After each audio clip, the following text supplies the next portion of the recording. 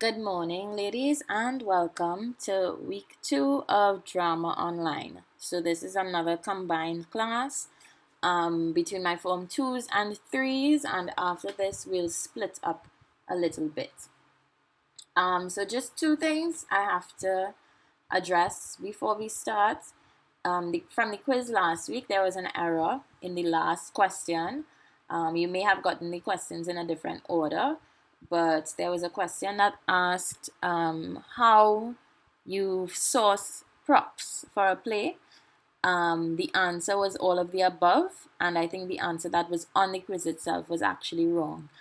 Meaning, if you did the quiz, you would have probably had one more mark that one less mark than you should have. So count it as though you just add on one to whatever score you got in the end.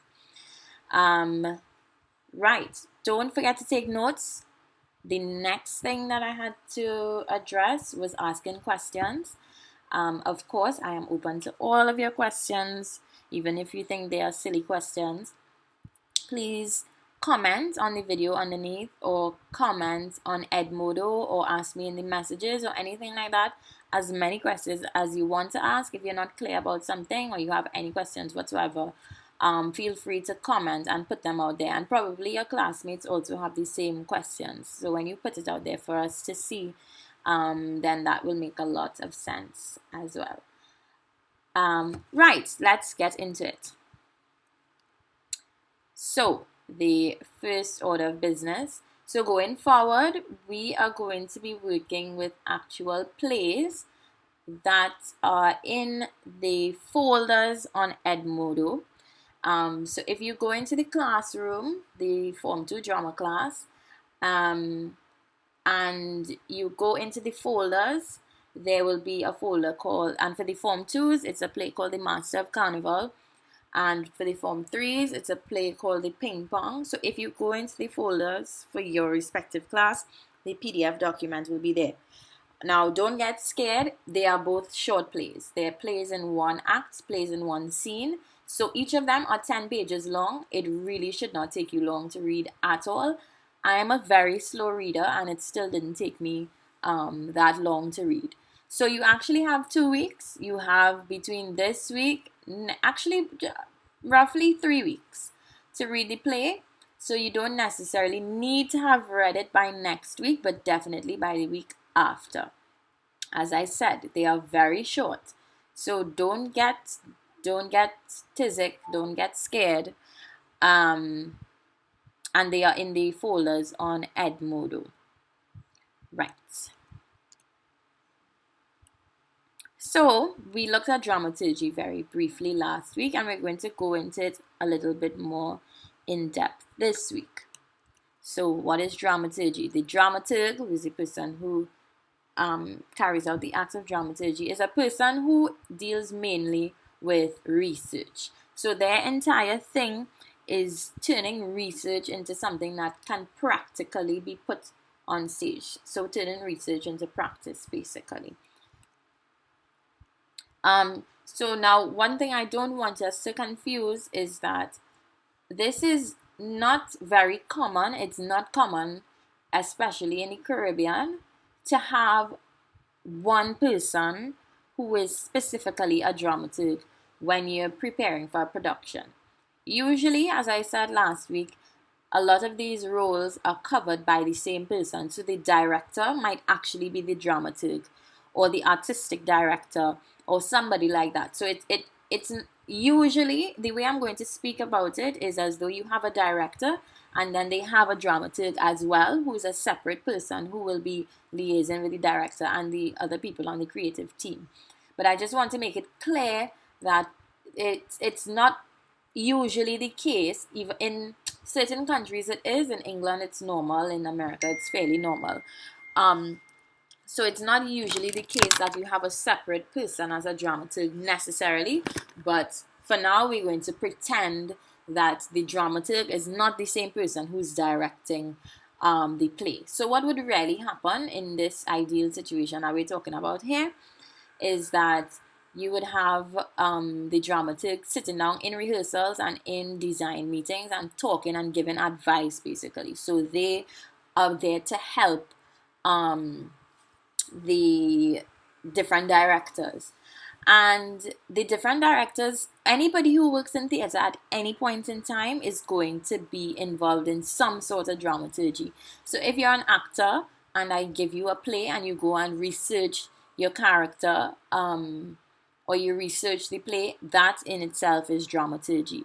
So everybody who is involved in theater does dramaturgy at some point in time. If you don't have a specific person on your team who's a dramaturg, then chances are that the other people on the team are going to do the work anyway. But what we have here is a dramaturg, who is the person who's going to do the work for them, essentially. Right. So things like movement, hair and makeup, music, costumes, lighting, and set. All of these are things that the dramaturg will have to consider in answering their questions, which is something that we are going to deal with in a little while, the dramaturgical questions. So let's just watch a little video for a moment about dramaturgy itself. Program. Dramaturgy is the set of techniques and choices that an artist makes in the process of bringing an inert script into a live piece of performance. The dramaturgical question is why this play now, which I think is so pertinent and crucial to any art form, which is how do we talk to an audience? What is the best way to communicate? It combines history, it combines creativity, and kind of all the gamuts that I've wanted to pursue when first coming to Carnegie Mellon. The dramaturg is someone who is good at uncovering information and transforming it into knowledge, which is practical information that can be then used and integrated into a performance to create an artistic whole. So you can have a traditional route just working for a theater, or you can go into script doctoring and working directly with texts. If you're interested in creating and critically analyzing the arts and understanding how it impacts a society, then you should consider dramaturgy. Right. Great. So, one important thing is that the dramaturg, whether they are a separate person or they are the director themselves, they will liaise with the other members of the creative team. So the dramaturg will talk to the costume designer. They'll say, all right, so we have a play that is based in the 1970s and it's based around black culture. So you must have afros because afros were in style back then. They'll talk to the sound designer and say, all right, this song or these songs sound too contemporary. They don't sound like the 1970s. In the 1970s, you used to have music that sounded like this, that, the other. They'd talk to the lighting designer. They'd say, all right, so in order to make it look more like the 1970s, instead of using fluorescent lights, you should use these kinds of lights. They talk to the set designer and say, okay, back then the architecture was like this. It didn't look like houses nowadays. It didn't look like Elizabethan houses. So these are some pictures that the dramaturg would have found or have that would show how the houses looked. And also definitely the props. So if it's based in the 1970s, then you won't have the same types of pens or pencils or stationery that you'd have in 2020. They'd talk to the makeup artist and the costume designer. Oh, I made a mistake there. I put costume designer and makeup artist separately and then together. But they'd talk to the makeup artist maybe and say, okay, in the early 2000s, thin eyebrows were in style. So if my play is set in the early 2000s, then we cannot have the actors having thick eyebrows in their makeup because then it won't be accurate. So you see the dramaturg kind of sits in the middle and combines all the different creative teams and will give them advice on to how to make the play look most genuine. Right, so this is particularly important in what we call a period piece, which is a piece, as I just described, being set in a different era. So as I said, if it's set in the 1970s, if it's set in the early 2000s, but usually period pieces are historical dramas. So they're set sometime in ancient history, not necessarily ancient, but just history that is not very near to the present day. So most of Shakespeare's plays will be historical dramas, but of course then you could do a contemporary reinterpretation of a play. So sometimes actually dramaturgs work with playwrights in cases where it's a new script. A playwright will actually say, okay, I'm writing a play about the 1970s, but I am only however old. I'm only 25 years old, so I was not alive in the 1970s. So I'm going to talk to somebody, and this is another point. Dramaturgs don't necessarily have to be research specialists, but they may be people who have lived through whatever whatever you're talking about.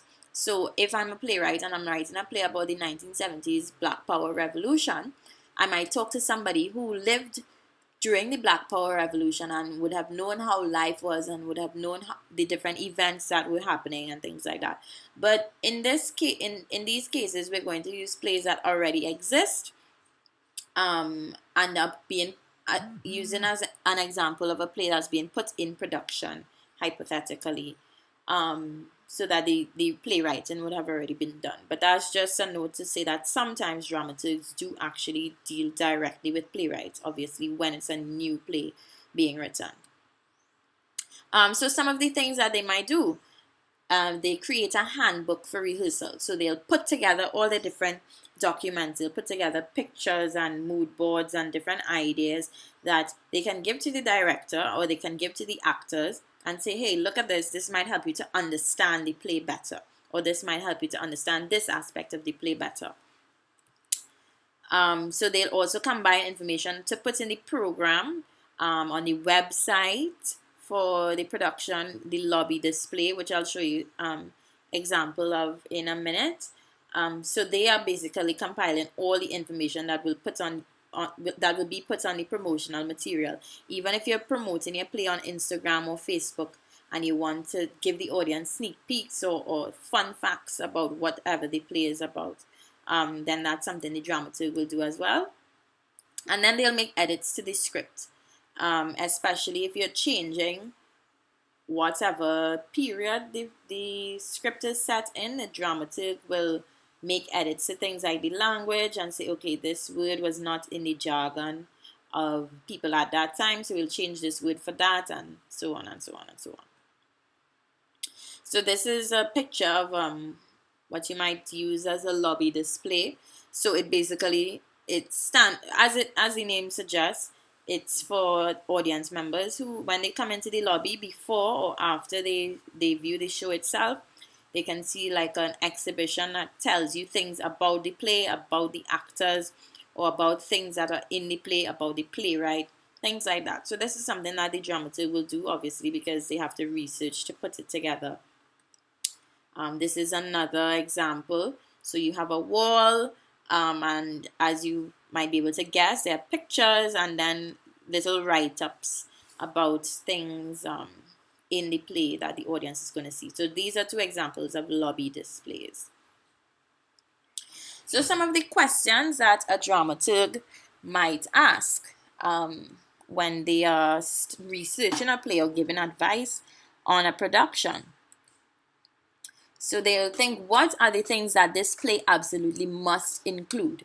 So if you were to put on this play, what are the things that you cannot do without? You must have X, Y, Z. So that's something that they would ask. They'd also ask, is this portrayal historically accurate?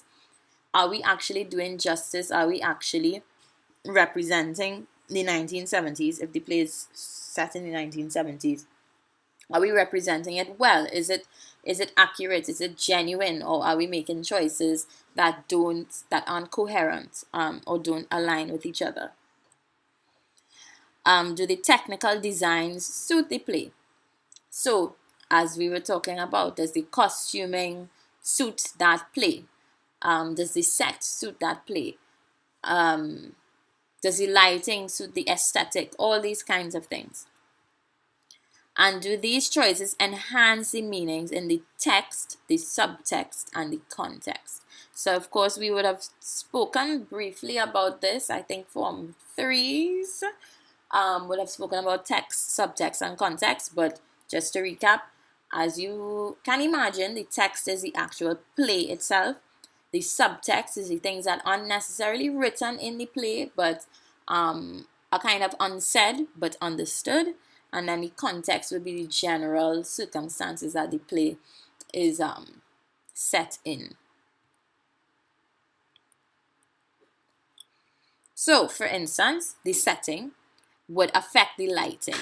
So if you have a play that's set in England, chances are that it's going to be that the lighting will be grey and dreary and not very bright, because England is quite a rainy country. It's rainy and very gloomy, whereas the Caribbean is very bright. We have a lot of grass, we have the seas, we always have sunny weather conditions. So a play that's set in the Caribbean, or a scene that's set in the Caribbean, will have lighting that is brighter and more animated than a play that's set in England. So the props, of course, need to be historically accurate. So you would not watch a play. You would not watch Aladdin unless it's a contemporary version of Aladdin. You wouldn't watch the classic Aladdin and find him having a smartphone, because, of course, it's set in a previous era. So the hair and makeup, as we just discussed, will have to portray whatever is the culture and the era that the characters are living in. And then the costumes, of course, same thing. And costumes will also reflect social status. So, for instance, you might have royalty wearing colors like purple. In different cultures, this will differ. And the poorer characters might have rags. Like you'll probably not find a poor character in a suit and things like that. And then, of course, the speech and the language. And this is not necessarily with accents, but it can be. For instance, if you have a play with a German character, you would need a speech coach to tell that actor how to put on a German accent, or how to play somebody who is originally German but speaking English. So how do we find these answers? We spoke about this already. So you have primary research, which is, of course, research that you gather yourself. So as I said, it could be first-hand experience. It could be interviews, and this could be formal or informal interviews. So it could be me as a dramaturg asking somebody who lived in the 1970s and asking them about how life was and their experiences. Or it might be me going in a formal situation to say, may I have an interview with you so I can find out about this, that, the other. Site visits. This is where you actually go to a place and look at the place. So, for instance, if a play is set on Charlotte Street in Port of Spain, I might go to Charlotte Street and see what Charlotte Street is like. And this will also come under observations. So that would be general observations of people, places, all that jazz. Secondary research, of course, secondhand knowledge. So these are sources that already exist and you're just taking out the information from them. So anything from newspapers, articles, archives, especially if it's a period piece and it's set in the 1950s, you might go into the archives and see documents on newspaper articles or pictures or anything from the 1950s. So the dramaturg really has a lot of creative freedom. So it could also be based off of music that you listen to. So music from that era will tell you about, and especially if it's calypso tells you everything about a particular era, and how that era sounded and the kind of situations that were happening, the kind of concerns that people had in that time. So dramaturgs can draw reference from all sorts of different things, from movies, from documentaries, all of that.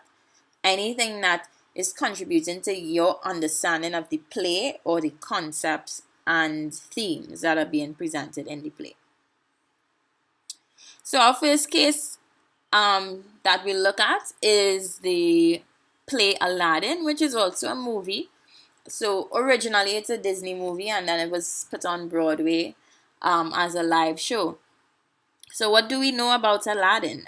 Even if you haven't seen it, I have not seen Aladdin in a long time. I've only seen it when I was very young. But I just remember it generally. So what do we know about Aladdin? So it's a fictional setting. It's set in Agrabah, but the aesthetic is Arabian. So it comes from an original story that was set somewhere in Asia. And if you didn't know, India is part of Asia, China, places like that. So even though it's not set in a real place, the setting is fictional. It's a fictional world, but it's a fictional world that belongs to a certain geographical area. So the aesthetic would reflect that it's something Arabian. And because it's a romance and it's a children's fantasy, so that means it's not a tragedy, it's not a sad play. These are things that you'll have to take into consideration when you're putting it on, because you want something that will obviously be enchanting and exciting, instead of dreary and kind of making people sad. Even though there's a place for that in theater, but just Aladdin is not that play. And of course, it's set in the past, so it's not happening in 2020, so they won't look as though they're in 2020. So let's just look, and we're thinking about, in a performance of Aladdin, what would you expect to see? And that is what we're going to look at this video, just kind of comparing and contrasting. You'll probably see exactly what you expected to see in a performance of Aladdin. Cast of Aladdin.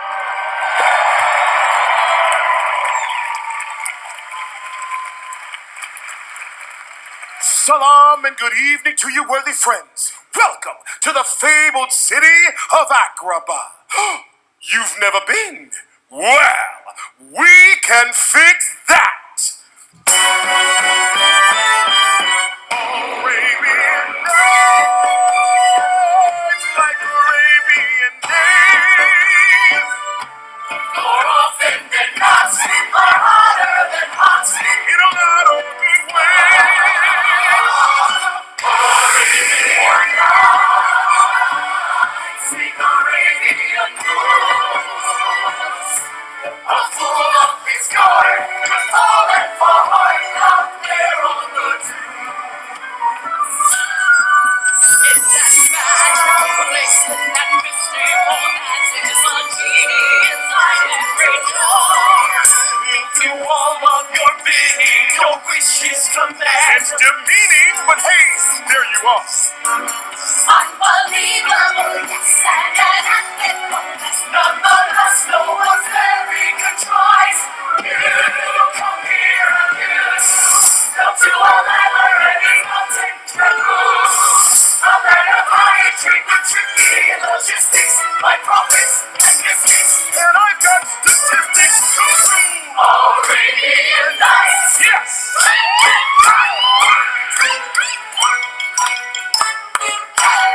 Arabian Nights.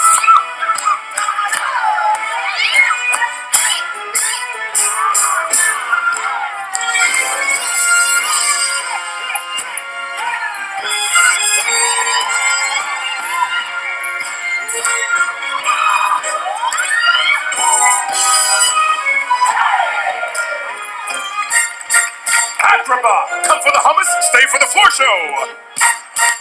Even the poor people look fabulous. And everyone here has a minor in dance. And now for the softer side of Agrabah.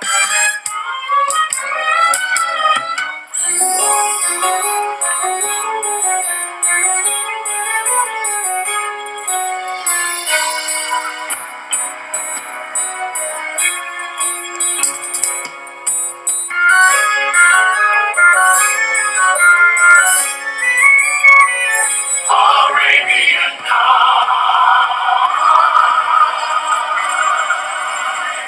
Arabian Nights. And of course, you must watch your step here in Agrabah, for danger lurks around every corner, and ugly bad guys too. Arabian Nights. It's a city where a penniless nobody could become a a noble somebody. Arabian Nights! It's a place where a princess would give up her crown for true love, but her father, the Sultan, is a stickler for the ancient ways. And our heroes' pals are as thick as thieves. Adorable, but thieves. Oh, and did I mention, everybody sings Arabian Nights, like Arabian days. You're all thick and nuts, I'm hotter than nuts. You're out of good ways.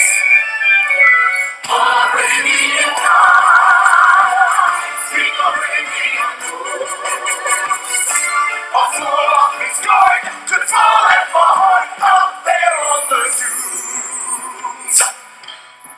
Arabian Nights, Arabian Nights, Arabian Nights, Arabian Nights, Arabian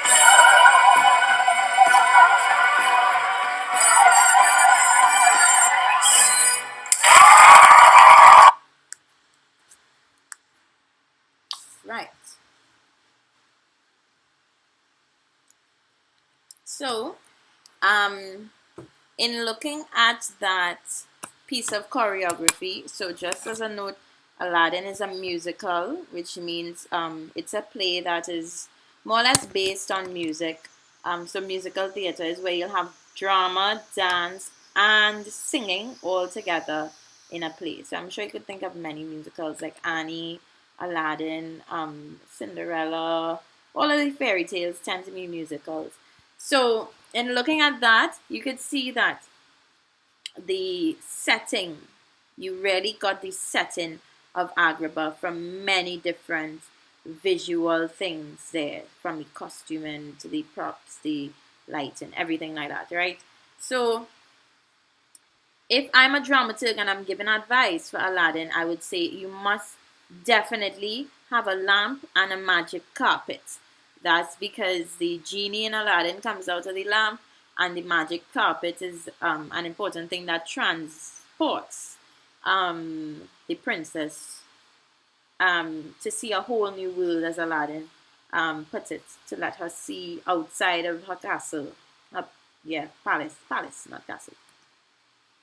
So the costume set and props look Arabian. You could just look at these pictures and you see they don't look Trinidadian. They don't look American. You can tell that the setting or the overall aesthetic of the play is different. And it suits the play itself. And of course, because it's both children's theater and it's romance/comedy and also musical theater, it would have bright and animated colors. As I'm sure you would have seen in the clip, there's a lot of bright colors going on, and everything is just very lively and bubbly and happy. Because as I said, it's not a tragedy, it's not a sad play.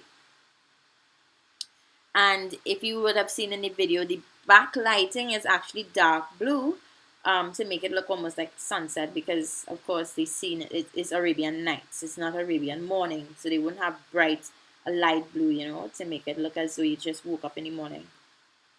And of course the choreography didn't look like African dance. It didn't look like Indian dance, even though the Indian culture is kind of linked to what we're looking at in Aladdin. Actually, Aladdin is based off of the culture that is depicted is actually based off of Muslim, traditionally Muslim culture.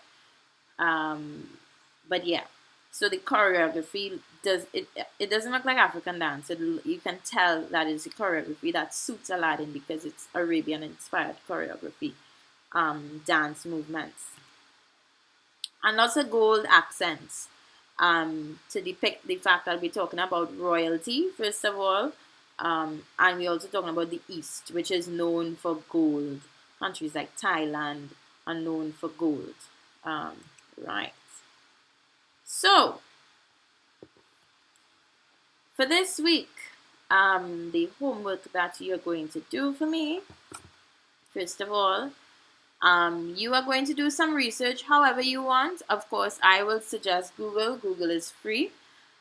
And if you go back to the second slide, it also, as I said, it plays in your folder on Edmodo. So what you're going to do is you're going to look up the play that you've been assigned, and you're going to gather whatever information you can and fill out the fact sheet that is on the assignment on Edmodo. So this could literally be anything. It could be as much or as little as you find out about that is relevant to the play or the playwright. And of course, why would we want to know about the playwright? Why would we want to know about the person who wrote the play? Just think about when you watch a movie, you would most times go and look up the actors afterwards. Or if you have a favorite singer, favorite musician, you'll go and look them up and you'll want to know who they are, what they're about, how they got to where they got to, what's their philosophy, what they think about different things, why they choose to write or sing or act about what they choose to write, sing or act about. And all of these things, of course, will impact the work that they have created. So, back to the instructions. So you're going to fill out the fact sheet and submit it with whatever you were able to find out about the play and or the playwright.